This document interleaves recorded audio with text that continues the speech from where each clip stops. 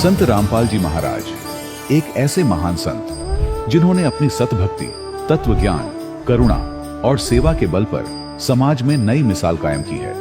संत रामपाल जी महाराज की अगुवाई में उनके सभी सतलोक आश्रमों से समाज कल्याण के अद्भुत कार्यों ने समाज को सुनहरे भविष्य की एक नई उम्मीद दिखाई है। संत रामपाल जी महाराज से नाम दीक्षा लेने के बाद लाखों लोगों की लाइलाज बीमारियां जैसे कैंसर, एड्स आदि ठीक हुई।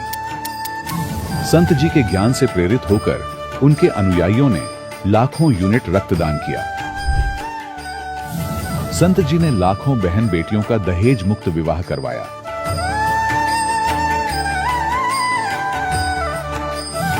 संत जी ने लाखों लोगों का नशा छुड़वाया, करोड़ों उजड़े परिवार बसे। संत जी के आश्रमों में समागम के दौरान निःशुल्क नेत्र चिकित्सा, दंत चिकित्सा प्रदान की जाती है। संत रामपाल जी महाराज द्वारा समय समय पर पर्यावरण संरक्षण के उद्देश्य से बड़े स्तर पर वृक्षारोपण किया जाता है। संत जी ने जरूरतमंदों को तत्काल राहत पहुंचाने के लिए एम्बुलेंस सेवा शुरू की। संत जी अपने अनुयायियों को देहदान के लिए प्रेरित करते हैं, जिससे मानवता की सेवा और चिकित्सा क्षेत्र में सुधार हो सके। संत रामपाल जी महाराज के सभी आश्रमों में हर रोज निःशुल्क भंडारा आयोजित किया जाता है, जहां हर वर्ग, हर जाति और हर धर्म के लोग एक साथ बैठकर भोजन करते हैं।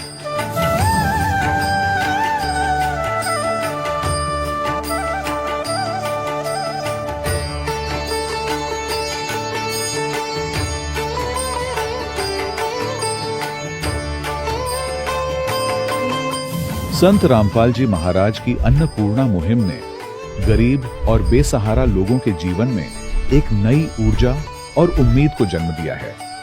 घर घर खाद्य सामग्री और जरूरी मदद पहुंचाकर संत रामपाल जी महाराज ने लोगों को दुख और मजबूरी से लड़ने की ताकत प्रदान की है।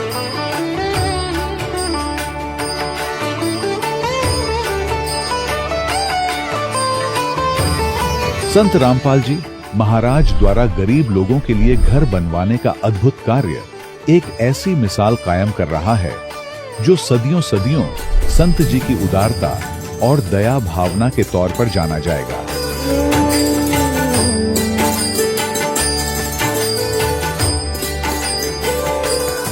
संत रामपाल जी महाराज ने हरियाणा सहित भारत के कई राज्यों में आई भीषण बाढ़ से अनेक गांवों और किसानों को बड़ी राहत दिलाई।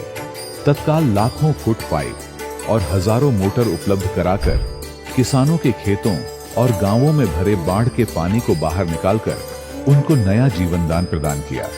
आज संत रामपाल जी महाराज को किसानों के मसीहा के तौर पर देखा जा रहा है। जगह जगह उनके लिए सम्मान समारोह आयोजित हो रहे हैं। संत रामपाल जी महाराज के आश्रम में हजारों बुजुर्गों को सम्मान और प्यार के साथ जीवन जीने का अवसर मिलता है। उनके खाने, रहने और स्वास्थ्य की पूरी जिम्मेदारी संत रामपाल जी महाराज उठाते हैं। अनाथ बच्चों के लिए संत रामपाल जी महाराज के सभी आश्रम किसी वरदान से कम नहीं। यहाँ उन्हें शिक्षा, संस्कार और भविष्य के लिए बेहतर अवसर प्रदान किए जाते हैं। चाहे बाढ़ हो, भूकंप या महामारी, संत रामपाल जी महाराज और उनके अनुयायी हमेशा ही जरूरतमंदों के लिए सबसे आगे खड़े रहते हैं। कोविड महामारी के दौरान संत रामपाल जी महाराज के आश्रमों से करोड़ों लोगों के लिए भोजन, दवाइयां और जीवन रक्षक सामग्रियां उपलब्ध कराई गई। चाहे गरीब की मदद हो या किसी शोषित और पीड़ित वर्ग के हक और सम्मान की लड़ाई, संत रामपाल जी महाराज ने हमेशा ही उनकी दबी आवाज को सरकारों तक पहुंचाया है और उन्हें उचित न्याय दिलवाने में अहम भूमिका अदा की है। समाज में आध्यात्मिक और सामाजिक मूल्यों के प्रति जागरूकता लाने में संत रामपाल जी महाराज हर कदम पर मानवता के सच्चे सेवक साबित हुए हैं।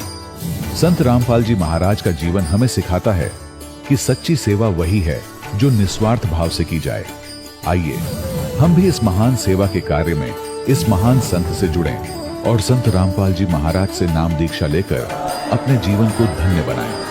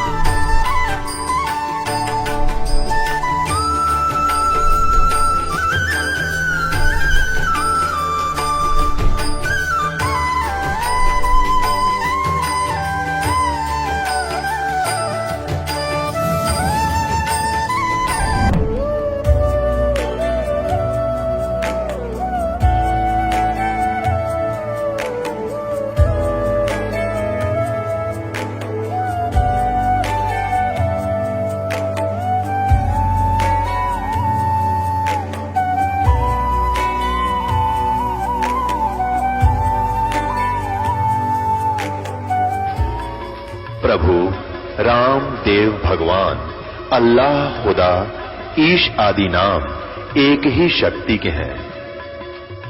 वो कैसा है, कहां है, कैसे मिलता है, किसने देखा है? ये प्रश्नवाचक चिन्ह पूर्ण रूप से हटाने के लिए अवश्य सुनिए जगत गुरु तत्वदर्शी संत रामपाल जी महाराज के अमृत वचन, सर्व पवित्र धर्मों के पवित्र शास्त्रों के आधार पर। सत साहिब दर्शकों, जब एक आम इंसान अपने जीवन में सुख और शांति की तलाश में हर संभव देवी देवता की भक्ति करता है, व्रत, उपवास, कीर्तन और तरह तरह की साधनाएं अपनाता है, और फिर भी उसे न शारीरिक सुख मिलता है और न मानसिक शांति, तो उसका विश्वास डगमगाने लगता है। दर्शकों, कुछ ऐसी ही कहानी थी उत्तराखंड के रहने वाले शंकर जी की।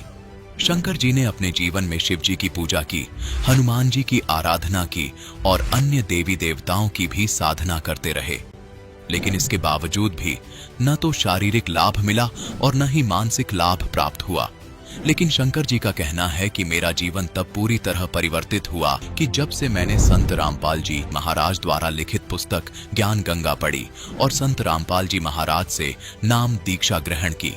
दर्शकों, सवाल यह है, आखिर ज्ञान गंगा पुस्तक में ऐसी कौन सी दिव्य शक्ति और प्रमाणित ज्ञान है जो लाखों लोगों के जीवन की दिशा ही बदल देता है?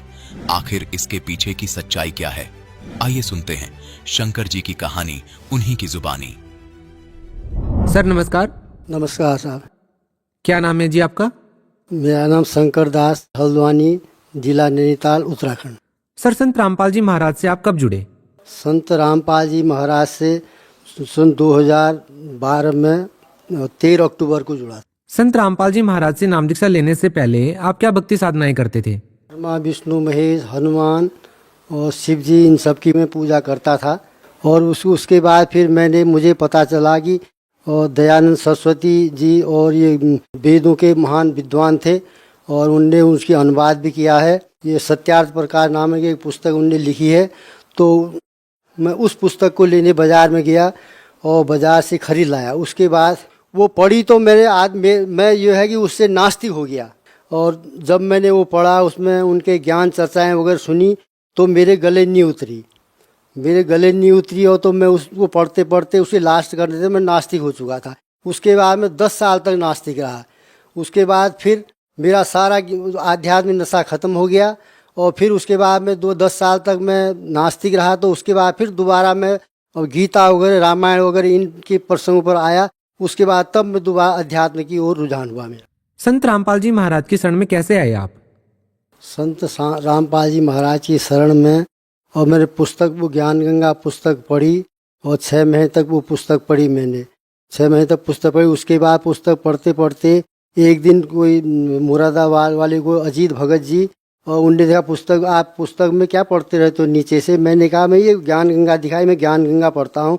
और मैंने उनने कहा जी मैं तो इस नाम से जुड़ा हूँ। उनने सत साहिब भगत जी, सत साहिब। मैंने कहा मैंने नाम तो लिया नहीं, मैं भी सोच रहा था नाम लेने के लिए। तो इतने में उनने कहा हम ले जाएंगे। सर, ज्ञान गंगा पुस्तक में ऐसी कौन सी बातें आपको पढ़ने को मिली जिससे आप प्रभावित हुए?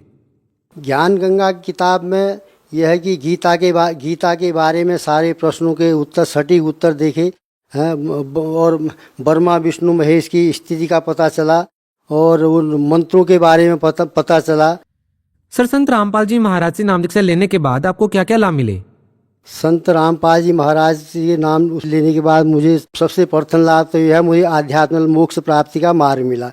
उसके बाद एक दिन मैं दुकान में जा रहा था, किनारे जा रहा था। एक मारुति कार वाले ने मेरे पीछे टक्कर मारी। मैं 5 फुट ऊपर उछला। 5 फुट ऊपर उछला, वो उल्टा नीचे लटका।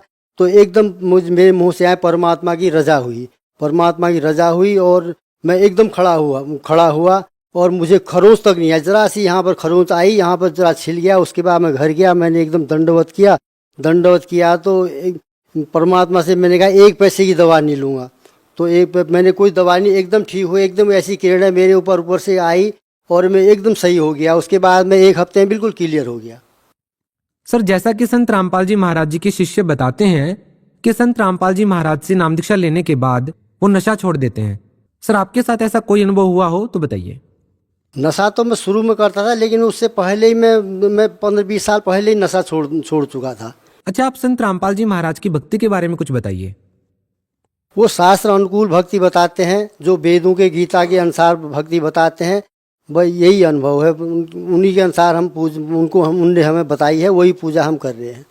सर, दुनिया में इतने सारे धर्मगुरु हैं, आप संत रामपाल जी महाराज को कैसे डिफाइन करेंगे?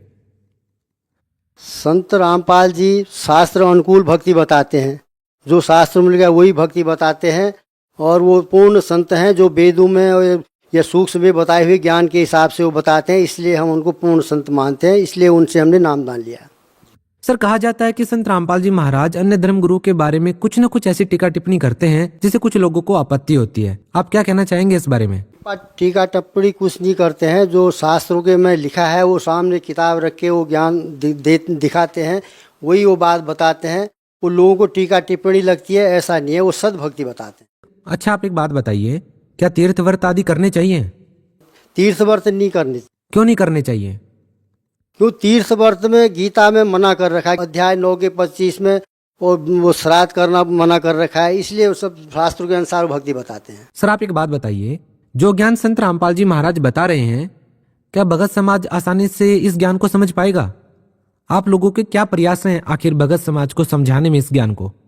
जब आएगा विश्व विसा न रहेगा ईसा न रहेगा मूसा, वो तो परमात्मा के अपने विधान के हिसाब से सब ज्ञान चल ही रहा है। आगे को सब नाम लेंगे विश्व में एक बार, धीरे धीरे सब ज्ञान का प्रचार चल रहा है, ज्ञान गंगा बट रही है, घर घर ज्ञान गंगा बट रही है, बहुत प्रचार चल रहा है। सर, संत रामपाल जी महाराज के बारे में अगर बात करें तो उनका सामाजिक सुधार में क्या क्या योगदान है? दहेज नहीं लेना है, बीड़ी गुटखा नहीं खाना है, शराब नहीं पीना है, ये दुनिया भर की बुराई है उनने तो बता रखी है, इसलिए किसी को नहीं करनी चाहिए, और इसलिए समाज सुधार का कार्य वो कर रहे हैं। आप भगत समाज को क्या संदेश देना चाहेंगे? भगत समाज को क्या संदेश देंगे हम कि आप सद्भक्ति करें, जो वेदों के अनुसार परमात्मा गुरु जी वो ज्ञान बताते हैं, वो ज्ञान गंगा पढ़ो और अपना उद्धार करो, नाम दान लो। जी, बहुत बहुत धन्यवाद। सच है। दर्शकों, अभी आपने सुने संत रामपाल जी महाराज से दीक्षा प्राप्त करके सुखी हुए भक्त के अनुभव। अब देखिए जगत गुरु तत्वदर्शी संत रामपाल जी महाराज के मंगल प्रवचन। आप जी को वो परमात्मा के जो ग्रंथ हैं, उन सदग्रंथों का गूढ़ ज्ञान आप तक पहुंच रहा है। इसके लिए सहयोगी सिद्ध हुआ है ये वर्तमान के भौतिक उपकरण, जैसे टीवी चैनल हैं, प्रोजेक्टर है, मोबाइल बना दिए। मोबाइल की जो खोज है ये परमात्मा की दी हुई है आपके लिए। ऐसी सुविधा आपको दे दी पुण्यात्माओं, जेब में डाल के मोबाइल और लगा के मंत्र और कान में लगा दे लीड, ना तो साथ वाले ने पता यू करके रहा है, ना कोई डिस्टरबेंस हो। तो इस मन पापी को परमात्मा के चरणों में लगाए रखे, कभी सत्संग सुने, कभी मंत्र करे, कभी सुबह शाम दोपहर की वो नित्य नियम वो साधना करे, तो पूरा जीवन आपका, पूरा दिन एक बहुत अच्छे शेड्यूल के आधार से चलेगा। जो समय हम बर्बाद किया करते ताश खेल के, हुक्का पी के, गप्पे मार के, इधर उधर की बकवाद बतला के या फिल्म देख करके, वो मनुष्य जीवन का कार्य नहीं है, भक्तों का काम नहीं है। विद्यार्थी को नहीं चाहिए ऐसी बकवाद करनी। तो आप विद्यार्थी हैं, परमात्मा पाने वाले, मोक्ष कराने वाले विद्यालय में आपका प्रवेश है, और आपका सिलेबस भी भिन्न होता है। अन्य जो साधना नहीं करते, जो विद्यार्थी जो स्कूल में नहीं आते विद्यालय में, उन व्यक्तियों, उन बच्चों से हटकर विद्यार्थी की सारी क्रियाएं होती हैं। तो विद्यार्थी ने अपने विद्यार्थी वाले काम ही करने चाहिए, आम बच्चों की तरह उसने अपना समय व्यर्थ नहीं करना चाहिए। और जो साधना कर रहे हैं, सत साधना नहीं करते वो प्राणी, वो बहुत विचलित है। और जब ये तत्व ज्ञान होता है, उसमें पता चलता है कि सचमुच हम जो साधना कर रहे थे वो ठीक नहीं थी। कोई भी जैसे नकली और असली की, ओरिजिनल एंड डुप्लीकेट की पहचान उसी समय होती है जब दोनों साथ साथ हों। तो पुण्यात्माओं, जितने भी ये महापुरुष हुए हैं वर्तमान के कलयुग के, उनके अनुभव की बुक, उनके अनुभव के प्रवचन डीवीडी और साथ में सदग्रंथों के गुण रहस्य, और जिनको परमात्मा मिले उन महापुरुषों का अपना अनुभव, उन दोनों को दास ने आप सबको रूबरू कर दिया, दोनों साथ साथ दिखा दिए। जिस कारण से आप जी ने ओरिजिनल और डुप्लीकेट को साथ साथ रखा होने से जल्दी पहचान लिया, और जिसका परिणाम यह निकला है कि आप उस काल के ग्रुप से निकल आए। जो पुण्यात्माएं वहां से निकल आए हैं, तो आपका बहुत बड़ा सौभाग्य है कि आपको यह बात समझ में आ गई।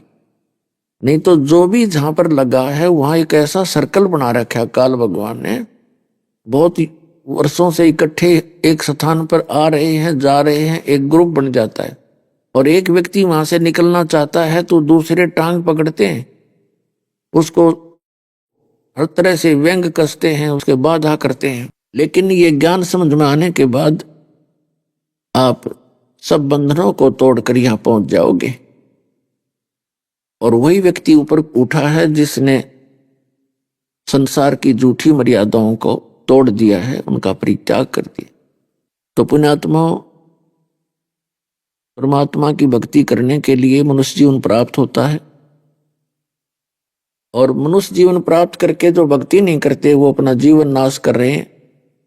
उनका जीवन ऐसा बताया है जैसे कबीर साहब कहते हैं कि जो भक्ति नहीं करते वो ऐसे मानव शरीर है उनका जैसे किसी ने कुआं बनवा दिया और उसमें पानी सूख गया, खत्म हो गया, जल नहीं है। तो उसका नाम भले ही कुआं है लेकिन उसमें गुण कुएं के नहीं है। ठीक इसी प्रकार जो मानव शरीर प्राप्त करके भक्ति नहीं करते, धर्म पुण्य नहीं करते, उनका नाम मनुष्य अवश्य है लेकिन काम मनुष्य के नहीं। तो मानव शरीर का मूल कर्तव्य है परमात्मा की भक्ति करना, धर्म पुण्य करना, किसी की आत्मा नहीं दुखावे और परमार्थ के काम गणे करे, तो वो मानव शरीर है। और पशु की तरह छीना झपटी करना, दाव लगाए रहना, किसी को कहीं से रिश्वत लेने के लिए, कहीं से मिलावट करके धन कमाने के लिए, कहीं पर 100 प्रकार की झूठ बोल के एक रोजी रोटी के लिए कर्म बिगाड़ता है, तो मानव के कर्म नहीं, वो तो एक पशु जैसे कर्तव्य है और शैतान जैसे कर्म है। तो वो भक्तों के काम के नहीं होते, उनको सुधार करो। परमपिता परमात्मा ने आकर के ये ज्ञान दिया है पुण्यात्माओं, आपके जो जनक हैं, आपके जो हमदर्द हैं, वो कबीर परमेश्वर है, और वो आपके लिए बार बार यहाँ आते हैं, लेकिन अज्ञान के कारण हम उनको पहचान नहीं पाते, क्योंकि काल के दूत अनगिन हमारे अंग संग रहते। एक तो पुण्यात्माओं आपके कुछ दिनों में समझ में आ जाएगी कहानी, जो पुराने भक्त हैं उनको तो पता लग चुका है कि विश्व के अंदर सतलोक आश्रम के अतिरिक्त कहीं पर सत साधना नहीं है, यथार्थ ज्ञान भक्ति का नहीं है। और जो पुण्यात्मा यहाँ से वंचित हैं तो दुर्भाग्य है उनका, वो अपना जीवन नष्ट कर रहे हैं। जिस दिन वो यहाँ पहुंचेंगे उनको पता चलेगा कि सचमुच हम बहुत गलत जगह फंस गए थे। अब जो पुण्यात्माएं वहां से निकल कर आ रहे हैं, अब रो रहे हैं। कोई कहता मैंने 20 वर्ष खो दिए, कोई कहता मैंने 40 वर्ष बर्बाद कर दिए। अब उनको कैसे संतुष्टि होगी उस गए जीवन की? लेकिन उनके लिए दास प्रार्थना करता है। कबीर साहब ने ऑप्शन बता रखा, उसका भी विकल्प है। कबीर साहब कहते हैं जीवन तो थोड़ा है भला जै सत सुमरण हो, और लाख वर्ष का जीवना कोई लिखत रहनी कोई। यदि सत साधना है तो थोड़े ही समय में आपकी सारी कमी पूरी हो जाएगी।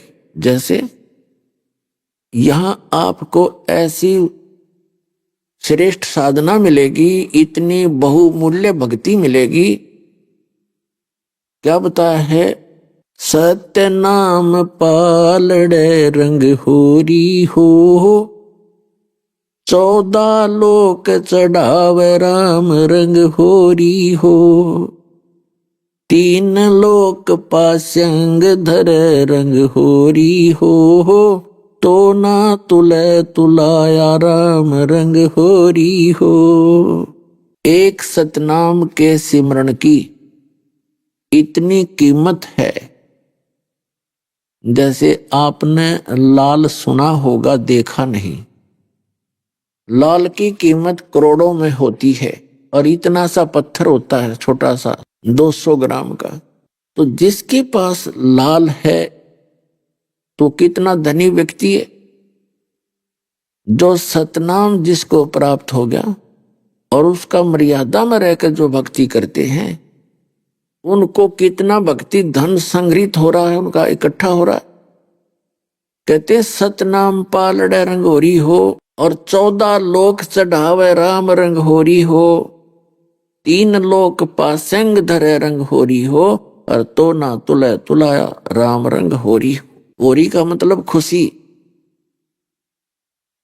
के बधाई हो आपको एक सतनाम का सिमरन प्रॉपरली परम संत से प्राप्त करके, अधिकारी से, और उसका सिमरन किया जाएगा तो उसकी कितनी कीमत बनती है कि एक तकड़ी के यानी तराजू के एक पलड़े में सतनाम की एक कीमत रख दे, और दूसरे में 14 लोक चढ़ा दे।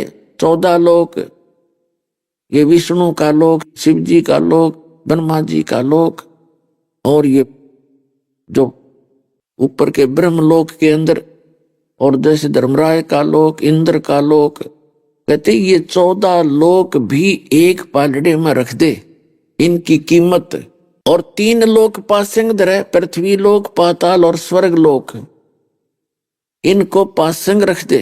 पासंग मीन इनका तो सौदा ही नहीं इस मामले में। पासंग आपको समझा दें, क्योंकि हमने तो पासंग खूब सुनी है, नए बच्चों ने नहीं सुनी होगी। क्योंकि ये जो वाणी बोली गई थी जिसमें आदरणीय गरीबदास साहिब जी ने परमात्मा से परिचित होकर जो विज्ञान दिया था, उसमें यही भाषा ज्यादा समझी जाती थी। और इस दास का ऐसे समय में जन्म दिया कि ये दास उस पिछली भाषा से भी परिचित है और वर्तमान की भाषा से भी परिचित है। तो उस परमात्मा के लिखे हुए गूढ़ रहस्यों को जो अपनी मातृभाषा में, तो दास समझ के आपको उसको डिफाइन कर सकता है। ऐसे समय में दास का जन्म हुआ। पासिंग होता है कि जैसे दास का जन्म किसान परिवार में हुआ, और हमारे घर पर ये व्यापारी लोग आते थे गेहूं, बाजरा, ज्वार खरीदने के लिए, तो तखड़ी लाते थे अपनी। तो घर वाले उनको कहते थे, लाला जी इसको चेक करा, कहीं इसमें कोई गड़बड़ तो नहीं है तेरी तराजू में। तो वो चेक कराता था, और उसमें डिफेक्ट होता तो उसी कणक से, जैसे गेहूं तोलने हैं तो गेहूं में से एक मुट्ठी गेहूं लेकर और जिस पलड़े में डिफेक्ट था उसमें डाल दिया जाता था। फिर वो बैलेंस हो जाता था, लेवल आ जाती थी। वो डिफेक्ट ठीक करने के लिए जो थोड़े से गेहूं डाले एक पलड़े में, तो वो पासिंग कहलाती थी। पासिंग वो सौदे में नहीं आता। तो कहते हैं इस पृथ्वी पर आप रह रहे हो और एक छोटे से टुकड़े का कोई एमएलए, एमपी या मंत्री, मुख्यमंत्री बन जाता है, तो नो सोचो आप, पता नहीं वो क्या बन गया। और आप जो सत भक्ति कर रहे हो वो क्या बन गया। इस पूरी पृथ्वी को और पाताल लोक और स्वर्ग लोक को ये तो पास्यंग बताई है भक्ति मार्ग में, इस सतनाम के सौदे में। वो तो पास्यंग रख दी एक साइड में। हम इस पृथ्वी पर छोटे से टुकड़े को 2 प्लाट मिल गया, हम चौड़े होकर अंडे, 2 करोड़ का मिल गया बड़े शहर में, हर कल मृत्यु हो जाए, फिर कितना कुत्ता बनकर शहर से पट्टा करता फिर उन्हीं गलियों के अंदर से। तो ये काल की भूल भुलैया है पुण्यात्माओं, ये सत्कर मान लेना। और जो कहीं पर गलत जगह पर फंस रहे थे, यहां आगे वो जल छोटा नहीं करें, क्योंकि आप तो और डर के भक्ति गणी करोगे कि पिछला जन्म तो गया मेरा। तो इस कारण से वो पिछला जितना भी आपका एरियर है, पिछला जो गया हुआ समय आपका जल्दी कवर हो जाएगा, जल्दी वो पूरा हो जाएगा। उसके लिए बताया है कि एक सतनाम का जाप, और उसकी कितनी कीमत है। सतनाम पालड़ रंगोरी हो, 14 लोग चढ़ावे राम रंगोरी हो, 3 लोग पासेंग दरे रंगोरी हो, और तो ना तुले तुलाया राम रंगोरी हो। एक सतनाम के जाप की इतनी कीमत है। और आप दिन में कितने जाप करते हो सतनाम के? सतनाम के अंदर 2 अक्षर हैं। सतनाम सतनाम ये कोई जाप नहीं है, उसके अंदर 2 अक्षर हैं, एक ओम है, एक तत् है, उपदेशी को पता है। तो ये श्वास उस श्वास से भक्ति होती है इसकी। यदि हम वैसे मौखिक मानसिक जाप करते हैं और श्वास के द्वारा एक बार करते हैं, 1000 बार तो आप मानसिक जाप कर लो, मन मन में जो जाप करते हैं, और एक बार श्वास उस श्वास से गुरु से लेकर के पूरे गुरु से, नकलियों से नहीं काम करेगा। तो वो एक बार का सांस लिया हुआ आपके 1000 मानसिक जाप से भी ज्यादा होगा। आप हिसाब लगा सकते हो कि ये कितना कीमती मंत्र जो आपको प्राप्त हुआ। तो उन पुण्यात्माओं को चिंतित नहीं होना चाहिए जो दूसरे पंथों में फंसे हुए थे और यहां आ गए। थोड़े ही दिनों में कवर हो जाएगा आपका। लेकिन फिर इस परमात्मा के अंदर एक विशेषता और है कि आपकी आयु भी बढ़ा देंगे ये, जिससे आप सच्ची तरफ से भक्ति करते हुए इसी जीवन में सफल हो जाओगे। नेक्स्ट जीवन की आशा भी मत करना, यह भी आपकी भूल होगी कि अगले जन्म में देख लूंगा। अगले जन्म में मनमाने यो नाइजीरिया में पटक दे ठाके, इसका काल का भी तो कसूता काम है। और हमारे संस्कार रले मिले एक दूसरे के साथ। पहले ना कोई हिंदू था, ना मुसलमान, सिख, ना ईसाई। हमारे पूर्व के संस्कार जो हैं वो रले मिले हैं। हम पहले एक थे और आज हम पूरी पृथ्वी के जो जीव हैं सब के संस्कार आपस में रले मिले हैं। तो उनके आधार पर हम कहीं भी जन्म ले सकते। और महापुरुषों ने तो पिछले सारे इतिहास में बता रखे हैं कि ऐसे ऐसे होता है। तो इसलिए अगले जीवन की आशा मत रखना और इसी जन्म में पार हो जाओगे, चाहे कोई वृद्ध है चाहे कोई बालक है। क्योंकि जो व्यक्ति लेट लगते हैं इस भक्ति में उनको ज्यादा तड़फ बनती है, फिर वो नहीं एक सांस भी खाली जाने देना चाहते। और इसे की कीमत है।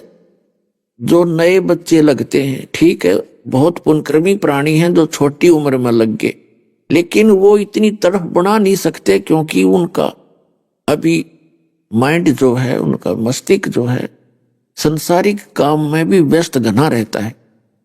और जो ऐसे लुट पिट कर आते हैं वो सतिथि को वो खूब जानते हैं। वो ये इंतजार करते हैं कि सतनाम कब मिले, मैं रगड़ा लाऊं नाम का और खूब भक्ति करूंगा, सारी कसर काट लूंगा। तो इसी का नाम भक्ति है। जो तड़प के साथ, सच्ची लगन के साथ जैसे लुटे पिटे व्यक्ति महसूस करते हैं, फिर वो ज्यादा धन कमाने की चेष्टा करते हैं। तो इस तरफ से की हुई साधना वो बहुत ज्यादा काम करती है। एक तो स्वाभाविक मंत्र लेता है, जाप करता है, एक विशेष कसक के साथ जो जाप किया जाता है उसकी कीमत और भी ज्यादा बताइए। तो साधना तड़प के साथ करें।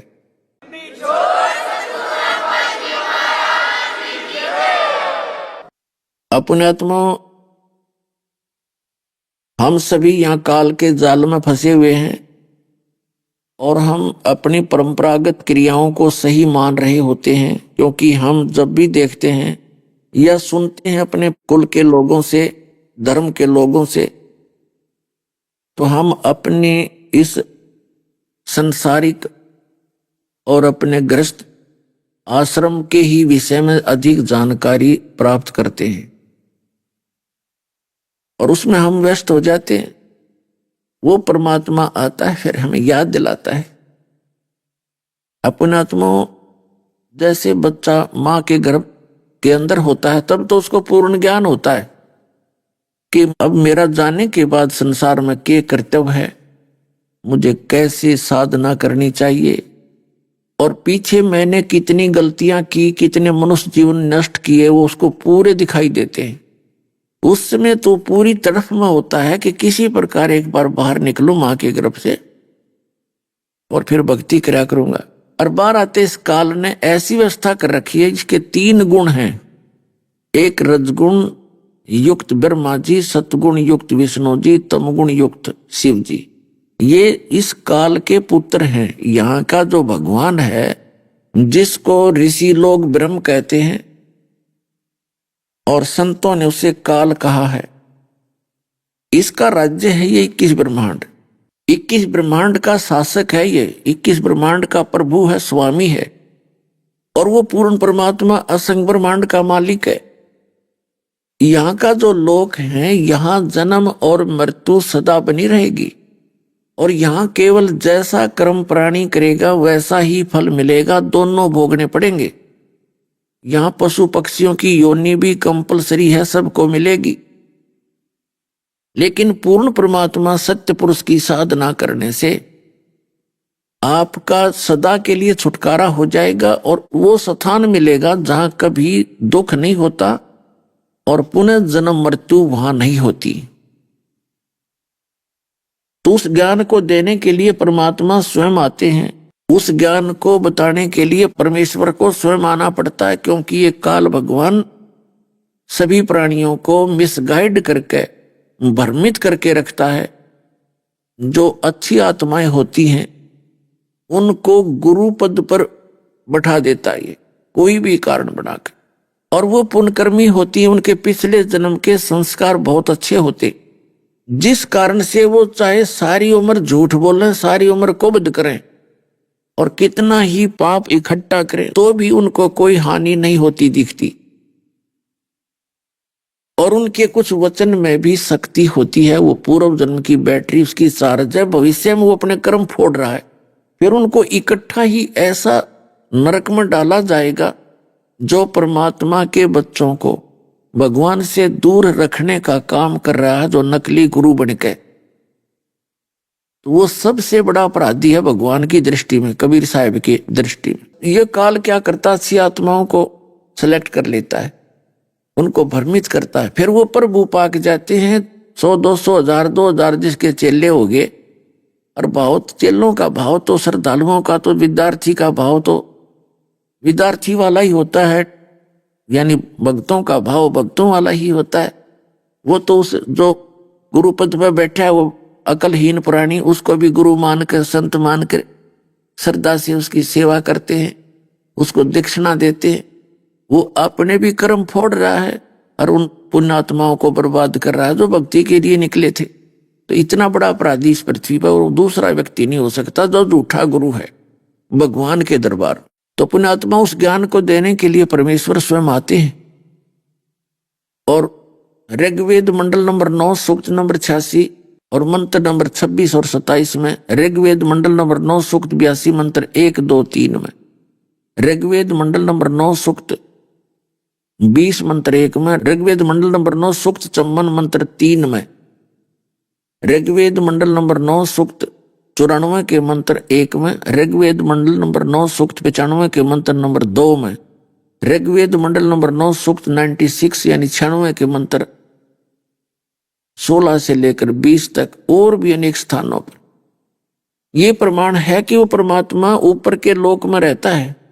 वो देखने में राजा के समान है, सिंहासन पर विराजमान है, सिर पर मुकुट है, ऊपर छत्र है, बहुत बड़ा गुम्बद उसका बना हुआ है, राजमहल की तरह वहां वो परमात्मा विराजमान है। और यहाँ अच्छी आत्माओं को मिलता है, ज्ञान देने के लिए आता है, वहां से गति करके आता है, वो चल कर आता है। और यहाँ पर वो कवियों की तरह आचरण करता है, अपनी वाणी को जैसे लोकोक्तियों के माध्यम से यानी पद्य भाग में उच्चारण करता है, कवियों की तरह आचरण करता हुआ घूमता फिरता है, वाणी के द्वारा बोल बोल कर ज्ञान सुनाता है, तो अच्छी आत्माओं को मिलता है, वो परमात्मा ही होता है।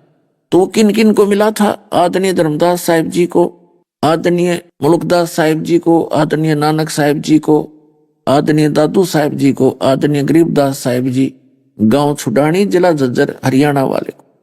क्योंकि गरीबदास नाम के काफी संत हुए हैं, इसलिए विशेष इनके लिए ये बताना पड़ता है। आदरणीय गीसा दास साहिब जी, गांव खेकड़ा, जिला मेरठ, उत्तर प्रदेश वाले को, इन महापुरुषों को परमात्मा मिले थे स्वयं आकर के और इनको ज्ञान दिया था। उन्होंने फिर अपनी अमृतवाणी में उन परमात्मा के एफिडेविट लिखे, उनको परमात्मा सचखंड लेकर गए, सतलोक, जहां वो मालिक रहते हैं, जहां हम सभी रहा करते थे, जहां वो परमात्मा रहते हैं और जहां आप सभी वहां रहा करते थे।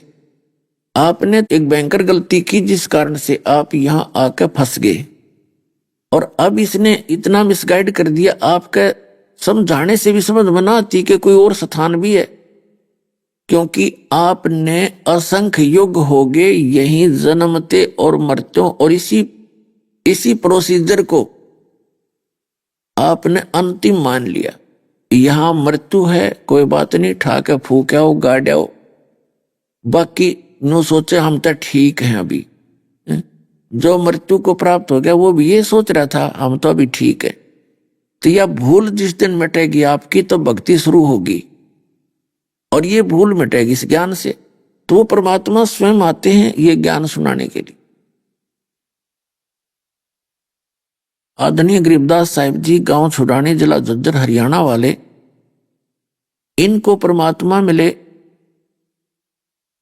जिस समय ये खेतों में अपनी गौओं को वहां चरा रहे थे। 10 वर्ष के बालक थे गरीबदास साहिब जी, और गरीबदास साहिब जी जो है किसान परिवार से, जाट परिवार के अंदर इनका जन्म था, और गरीबदास जी के नानके थे गांव छुडानी में। इनके कोई मामा नहीं था, जिस कारण से इनके पिताजी घर जमाई रहा करते थे, यानी अपनी ससुराल में रहने लगे थे। जमीन बहुत घनी थी, 1400 एकड़ जमीन थी, 1400 एकड़। तो वहां गरीबदास जी का जन्म हुआ था। बहुत ज्यादा जमीन थी, अन्य गांव वाले भी उनके खेतों में अपनी पशु चराया करते थे, और गरीबदास जी भी छोटी सी आयु में ही पाली जाने लगे थे, ग्वाले थे। तो फाल्गुन सुदी द्वादशी को दिन के 10 बजे सभी ग्वाले यानी सभी पाली एक जांडी के पेड़ के नीचे बैठ गए, अपना भोजन कर रहे थे। वो परम पिता परमात्मा, परम अक्षर ब्रह्म, अल्लाहू अकबर, अल्लाहू अकबर का अर्थ होता है ग्रेट गॉड, बड़ा भगवान। तो ग्रेट गॉड, वो पूर्ण परमात्मा, वो महान भगवान, वो कबीर देव जी एक साधु का रूप बनाकर, जिंदा महात्मा का रूप बना करके, और सतलोक से चलकर आए, और वहां थोड़ी सी दूरी पर आकर प्रकट हो गए। बच्चों ने देखा कि महात्मा आ रहा है। वहीं जहां वो जिस जांडी के पेड़ के नीचे बैठे थे, एक रास्ता था दूसरे गांव से छुडानी को आने जाने का, कबलाना गांव बोलते हैं उसको, कबलाना।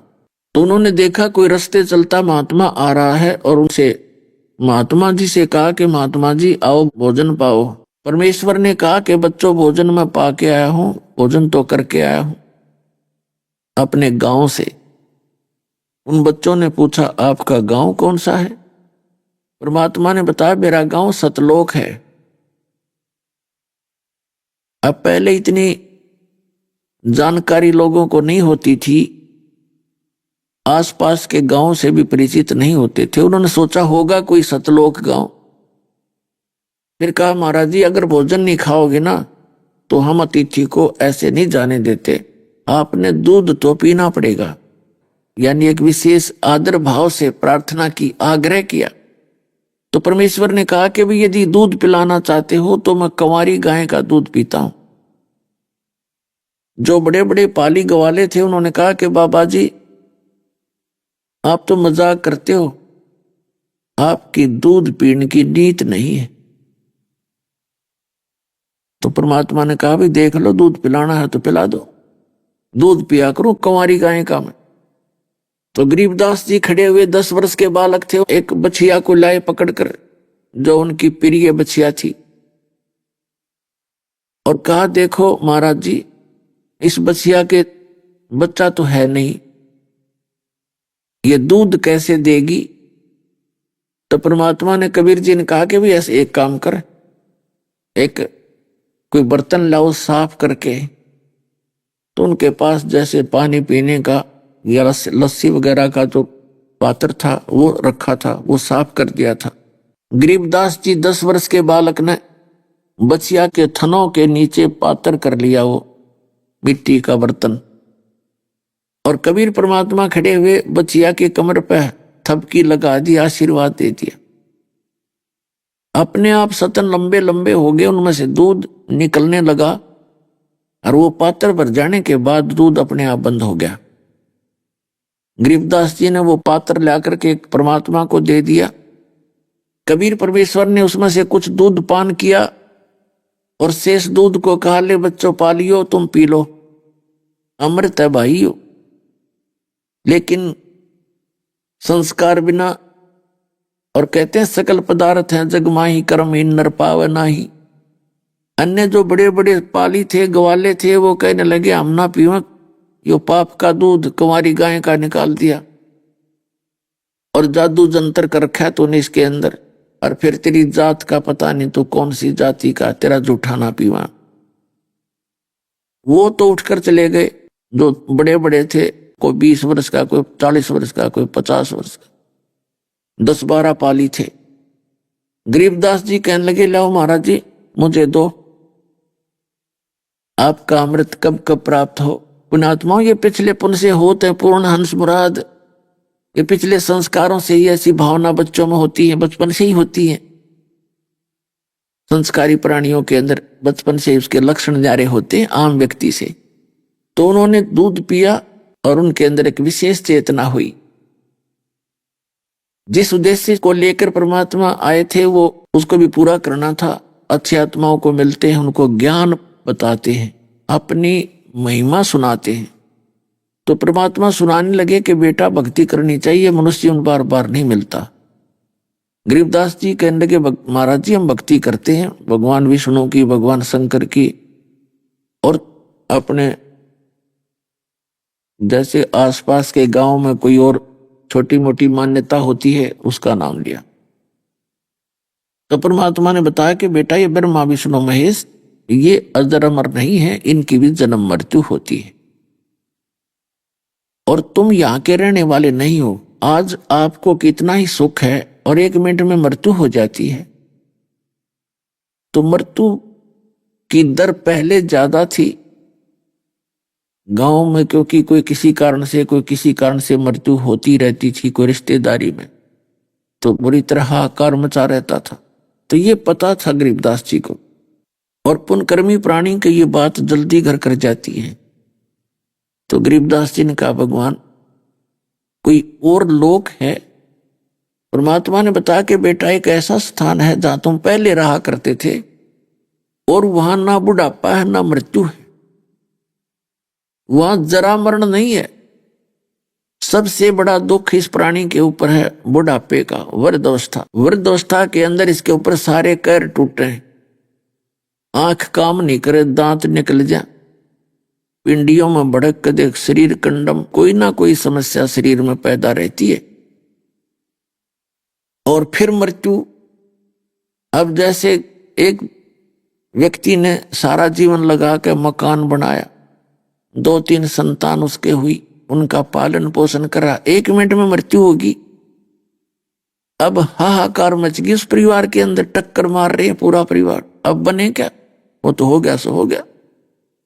कुछ दिनों में वो जख्म भर जाते हैं, कुछ दिनों के बाद दूसरे का नंबर आ जाता है। तो परमात्मा ने यहां बताया कि जिस लोक में तुम रह रहे हो गरीबदास, ये काल कसाई का लोक है, और इसने तुम्हें इसलिए पाल रखा है जैसे कसाई बकरे पालता है और उनके लिए सुविधा पूरी उपलब्ध करवाता है वो। जैसे जो कसाई बहुत ज्यादा जिसकी सेल होती है मांस की, तो वो बहुत घने बकरे ला करके रखता है और एक बहुत बड़ा अरेंजमेंट करता उनके लिए। पहले उसको बाड़ा कहा करते थे, चारों तरफ एक इनके कांटेदार झाड़ियों की चारों तरफ उसकी बाड़ बनाया करते थे, बाउंड्री, और उसके अंदर बकरों को रोका जाता था। उसी में घास भी होता था, 5-7 एकड़ में झाड़ बोझड़े होते थे जिनमें वो अपने आप चरते रहते थे। और वहां जल का भी व्यवस्था कर देता है जिसमें वो जल पान करते हैं। और गर्मी सर्दी से बचने के लिए उनकी झोंपड़ी शेड भी बना देता है। तो इस सुविधा को देखकर वो भोले जो पशु हैं, बकरे और बकरियां, वो ये महसूस करते हैं, क्योंकि आत्मा सबकी महसूस करती है अच्छे और बुरे को। तो ये सोचते हैं कि ये जो हमारा मालिक है ये कितना दयालु है, हमारे लिए कितनी सुविधा कर रखी है और कितना घास फूस का सारी व्यवस्था है, जल की व्यवस्था है, गर्मी सर्दी से बचने के लिए हमारे लिए शेड बना रखा है। तो वो बड़े खुश होते हैं, बड़ी उसकी प्रशंसा करते हैं। और जब वो कसाई आता है उनके पास तो उसको प्यार देने के लिए उसके चारों तरफ झूम जाते कि इस व्यक्ति ने हमें कितना अच्छी सुविधा दे रखी है। और वो ऐसे उनको चेक करता है, वो देखता है कि इसमें कितना मांस हो गया, कितने किलो का बिकेगा यूं, और वो करते हैं प्यार उसको जीभ से चाट चाट के एक अच्छा नेक व्यक्ति मान के। तो पुण्यात्माओं, परमात्मा ने हमें बताया कि उस समय उनकी बुद्धि काम नहीं करती। जब वो शाम के समय उनमें से निकालता है, किसी का बेटा मरो चाहे किसी की बेटी मरो, चाहे माँ मरो चाहे बाप मरो, वो नहीं देखता कुड़से का क्या इकट्ठा आ रहा है। उसने तो डंडी लेकर मोटे मोटे छांट लेने हैं और वहां जाकर कड़च करना ही करना है। तो उस समय उनकी बुद्धि काम नहीं करती कि यही आदमी कितना आपको दिखा नेक, और किसी की बेटा मार काट दिया, किसी की बेटी काट दी, किसी की माँ बाप दोनों ही आंख ले गया। तो वहां बुद्धि उनकी नहीं जावे थी, यू करे के है इनका। तो पुण्यात्मा, यहां आप देख रहे हो किसी का बेटा मर गया, किसी की बेटी मर गई, पूरा परिवार का परिवार नाश हो जाता है, और बाकी बचे वे दूसरे परिवार के या उसी परिवार के सदस्य अपने आप को सुरक्षित समझते। तो परमात्मा कहते हैं यह भूल है आपको पता ही नहीं आगे प्रोसेस का, ये क्यों मर रहे हैं, क्यों जन्म दे रहे हैं, हमारे लिए ये क्या व्यवस्था कर रखी है। अभी आपने सुने संत रामपाल जी महाराज के मंगल प्रवचन।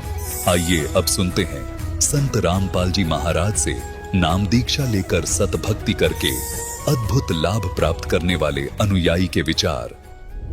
मनुष्य अपने जीवन में शारीरिक सुख और मानसिक शांति की चाह में अनेक प्रकार की भक्ति साधनाएं अपनाता है, लेकिन फिर भी जब उसे लाभ मिलने के बजाय हानि ही हो रही हो तो उसका निराश होना और नशे जैसी बुरी आदतों का शिकार होना स्वाभाविक हो जाता है।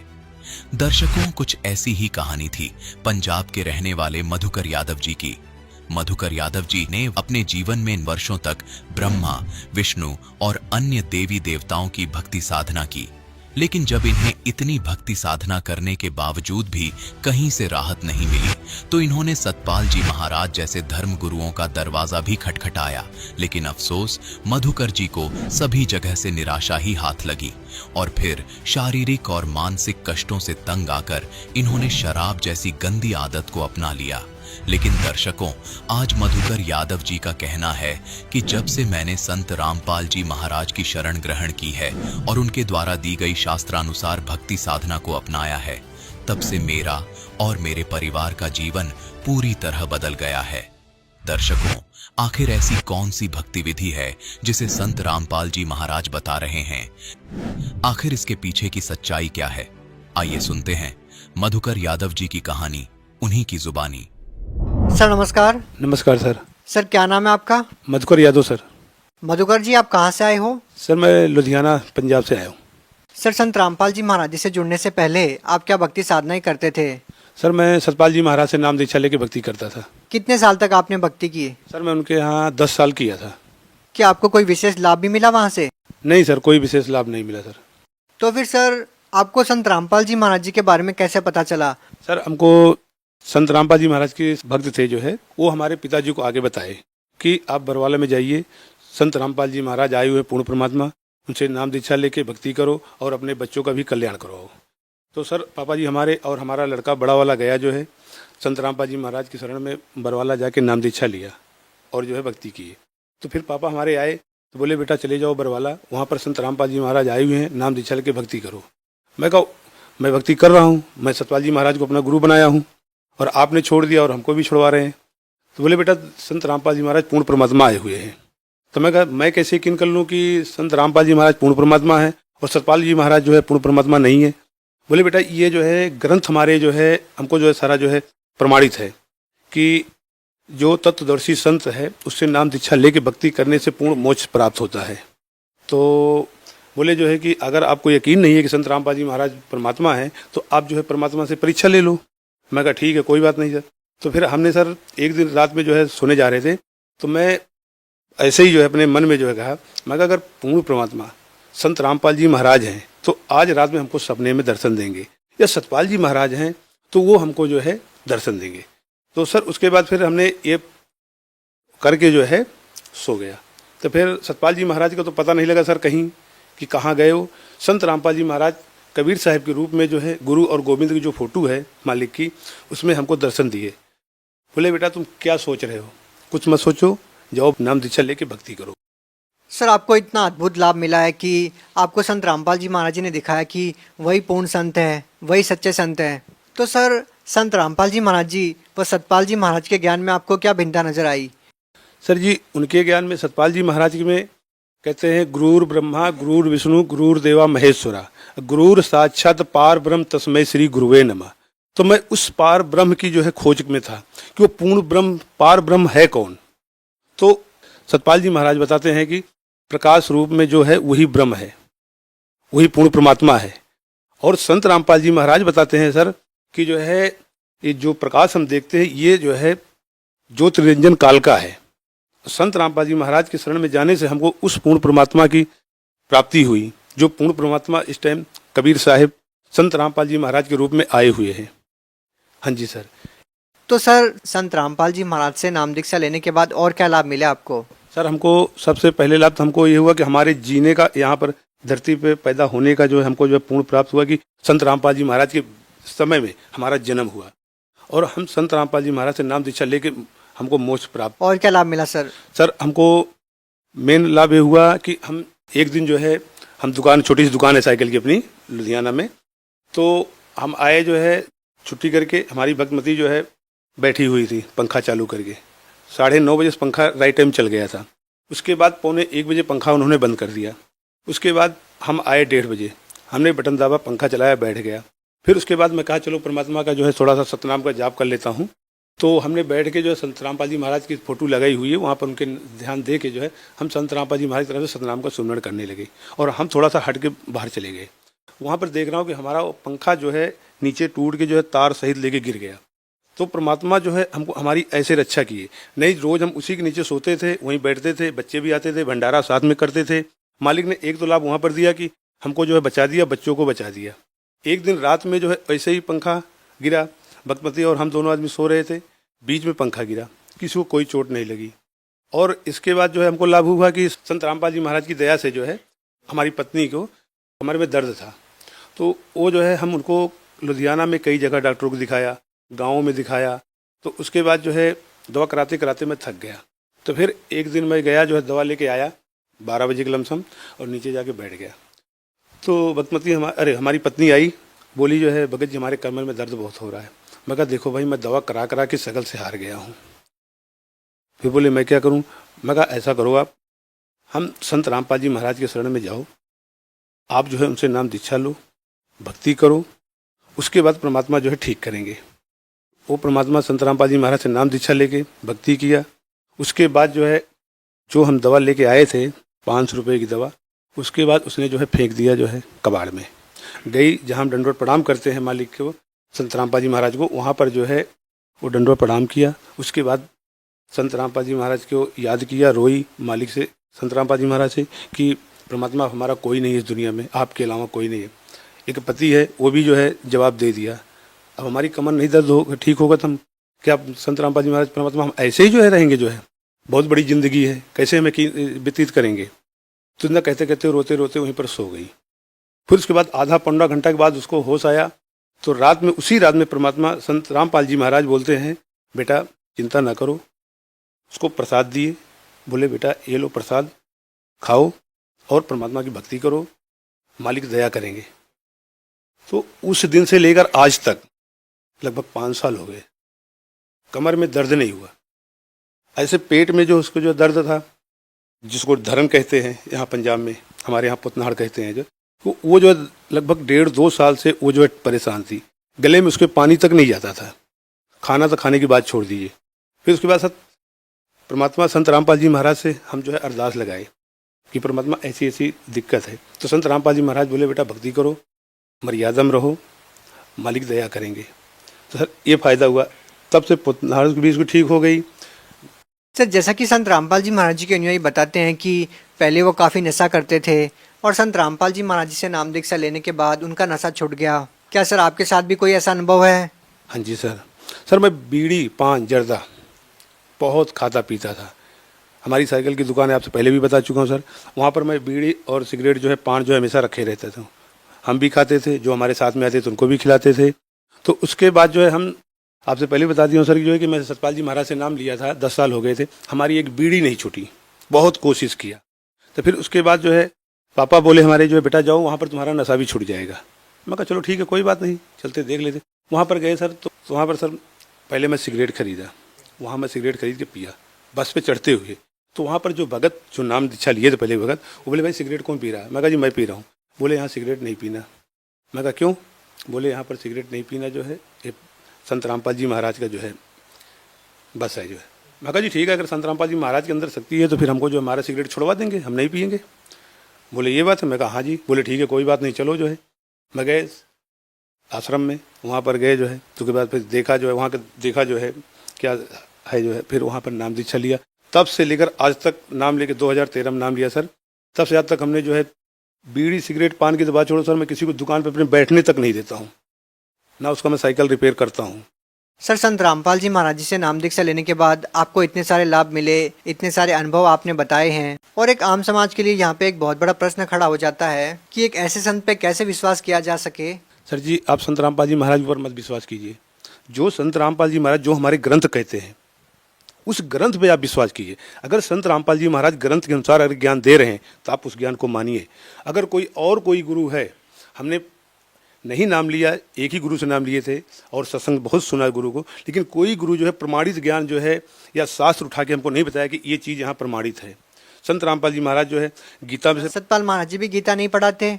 नहीं सर, गीता भी नहीं, वो नहीं पढ़ाए, कभी नहीं दिखाया।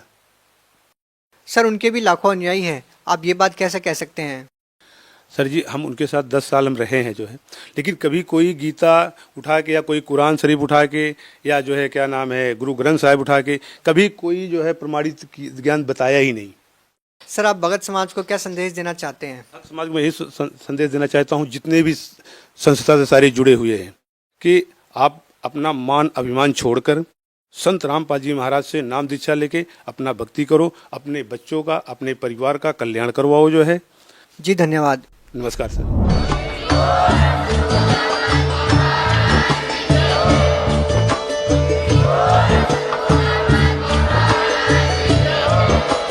आप सुन रहे थे जगत गुरु तत्वदर्शी संत रामपाल जी महाराज जी के मंगल प्रवचन। अधिक जानकारी के लिए विजिट कीजिए हमारी वेबसाइट www.jagatgururampalji.org। संत रामपाल जी महाराज जी के शुभ आशीर्वाद से पूरे विश्व भर में 500 से भी ज्यादा नाम दीक्षा केंद्र हैं, जिन पर संत रामपाल जी महाराज जी द्वारा ऑनलाइन निशुल्क नाम दीक्षा दी जा रही है। अपने नजदीकी नाम दीक्षा केंद्र का पता करने के लिए संपर्क करें 8222880541।